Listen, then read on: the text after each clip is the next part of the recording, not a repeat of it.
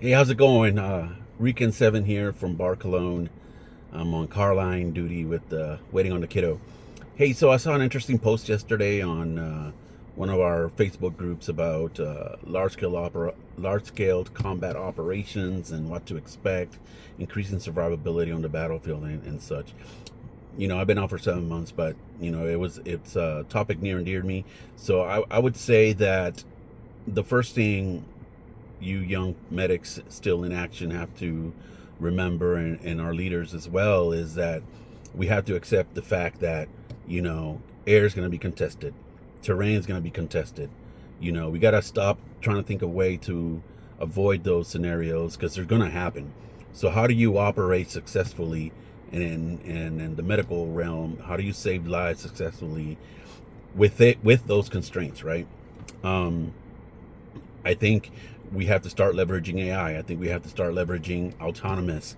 And I think for the most part, Medcom is leading the edge on that as far as medicine is concerned. But, those days of, all this training and then we lead up to get to war, that's out of the question. We have to be ready to give a soldier medic the skills that he or she needs on day one after graduating AIT. And we all know AIT teaches you the basic, but it doesn't teach you how to navigate in that gray area, whether your skills or your fight or flight will come in.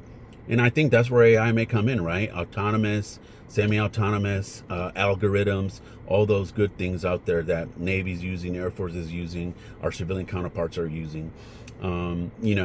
There's mules that are being tested to bring you class 8 and blood products, and all those things are needed. But when it comes to large scale combat operations, you really have to think outside the box, in my opinion, right?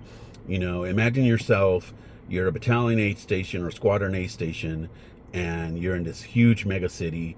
There's no air superiority. The streets are crowded. You have to live within the civilian population and fight block by block. That's what a large scale combat operation may look like in the future, right? So if you can get your casualty, occupy a, I don't know, pharmacy in some foreign country and make a battalion aid station or a casualty collection point, and then secure that and be able to maintain and sustain the fighting force until help, whether that's autonomous or that Black Hawk that's being tested out there that's remote, whether that's a mule that can drag your casualties away after you see, provided life-saving measures or not. That's part of it, right? And training with industry is another huge part, because we have to be able to learn how to use our devices seamlessly with our private sector. If God forbid something happens at our doorsteps, right? And you can't count on, let's say, Womack to treat your casualties, but maybe you're fighting in Cape Fear in downtown Fayetteville or something like that. You have to be able to jump into that, triage room at Cape Fear Medical Center and be able to continue to do what you would do at Womack without having to stop a second and think about if your equipment is right. I've never seen this MRI machine. I've never seen this X-ray. I've never seen these beds before. It sounds silly and it sounds controversial, but you have to think like that, right? When we were training for DISCA back when I was a first sergeant in 2016 and 15, we used our coughs. We practiced inside the coughs, inside the buildings. We figured out how to maneuver the stairwells. We figured out how to get people out of there. We figured out what's the best casualty collection point, right? So all those things are super important. And not to mention a division fight.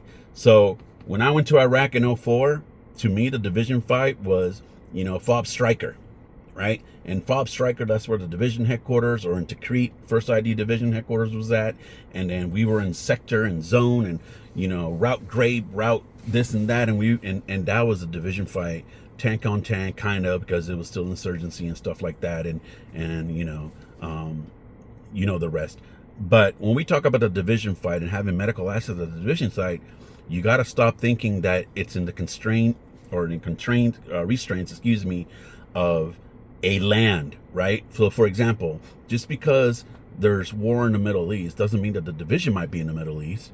Your role 3 might be as far back as some European allied country. And that's how far you got to get back, because that's how you're going to survive. UAS, right?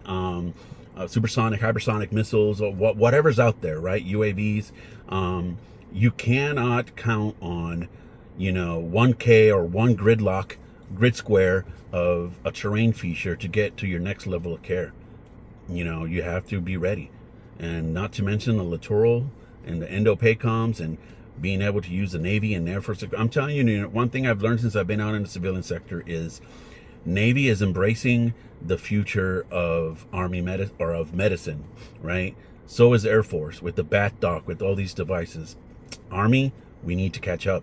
We need to catch up because our partners are using devices that are making their life seamless, and they're making their patient care extreme, superior, and it's just at the next level.